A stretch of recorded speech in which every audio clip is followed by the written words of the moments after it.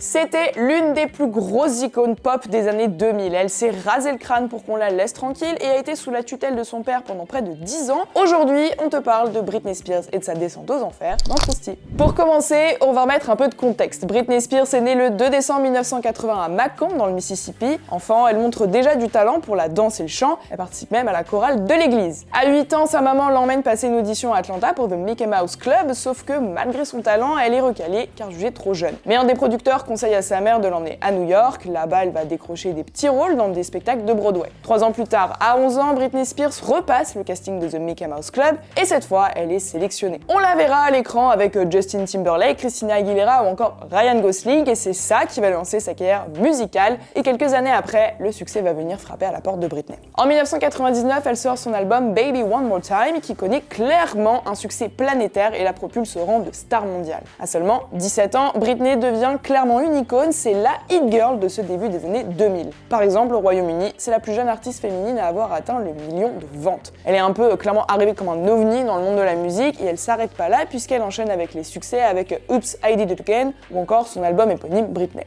Il faut se dire que tout ça, elle le fait seulement à 20 ans, mais qui dit pop star dit une surexposition médiatique, et c'est là que sa descente aux enfers commence. En parallèle de ses albums qui cartonnent, Britney fait souvent la une des magazines, enfin plutôt sa vie privée. Toutes ses relations amoureuses, ses fréquentations sont largement relayées dans la presse, notamment son histoire avec Justin Timberlake de 1999 à 2002, qui a beaucoup fait parler. Puis les années passent, plus toutes ces relations sont dévoilées et son comportement est beaucoup critiqué parce qu'elle est jugée comme instable par la toile, et en 2007, ça va être l'année de trop pour la star internationale. Entre son divorce compliqué avec Kevin Federline, sa bataille juridique pour la garde de ses enfants, ses démêlés avec la justice, en sachant que tout ça est dévoilé dans la presse, la santé mentale de Britney Spears va clairement se fragiliser et elle va faire un geste qui va faire le tour de la planète. Elle va se raser le crâne devant les caméras avec une tondeuse. Clairement, la chanteuse est à bout de la pression médiatique qu'elle subit et c'est là que son père décide de passer à l'acte. En 2008, Jamie Spears décide de placer sa fille sous sa tutelle et celle de son avocat, Andrew Wallet. Sur le plan juridique, cette tutelle permet à son père et son avocat de gérer ses finances et ses décisions personnelles en raison de son incapacité à prendre soin d'elle-même. Si à l'époque cette tutelle est vue comme pour protéger la star, au fur et à mesure des années, elle suscite de nombreuses controverses. Parce qu'avec ce système, ça veut dire que certes, Britney peut continuer à chanter et performer, mais tout l'argent qu'elle génère, ce n'est pas elle qui le touche, mais son père.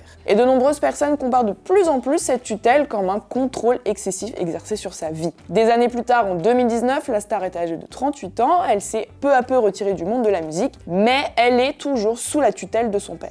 Le mouvement #FreeBritney commence à émerger sur les réseaux sociaux. Pour les internautes, cette tutelle est plus une manière de contrôler sa vie, sa carrière et ses finances qu'une véritable mesure de protection. Et même la star poste de plus en plus de messages mystérieux qui laissent entendre qu'elle veut être libérée de cette tutelle, mais qu'elle ne peut pas s'exprimer librement sans l'autorisation de son père et des équipes. En 2021, Britney commence à se battre publiquement pour se libérer de cette tutelle. Elle déclare même devant le tribunal qu'elle se sent emprisonnée et qu'elle veut retrouver sa liberté. Pour elle, elle a été exploitée et manipulée et dévoile qu'elle n'a jamais demandé à être placée sous tutelle. Et la justice va lui donner raison. Le 29 septembre 2021, après 13 ans de tutelle, un juge décide d'y mettre fin. Britney Spears est donc libérée de la gestion juridique de son père, une décision qui marque une victoire très importante pour la star et pour tous ses soutiens du #FreeBritney. Après toute cette bataille, la chanteuse a pu reprendre publiquement le contrôle de sa vie et de ses finances. Il avait même annoncé se marier avec son fiancé de l'époque, Sam Asghari. Cette tutelle a beaucoup marqué la vie de Britney et a posé le débat de l'acharnement médiatique sur certaines stars et les conditions juridiques de la tutelle en général. En 2023, elle a sorti son livre The Woman in Me qui revient notamment sur toute cette période de sa vie. Voilà, c'est tout pour aujourd'hui sur la tutelle de Britney Spears. N'hésite pas à nous dire ton avis en commentaire et s'il y a d'autres sujets que tu veux qu'on aborde, n'hésite pas à nous le dire non plus. C'était ton Krusty.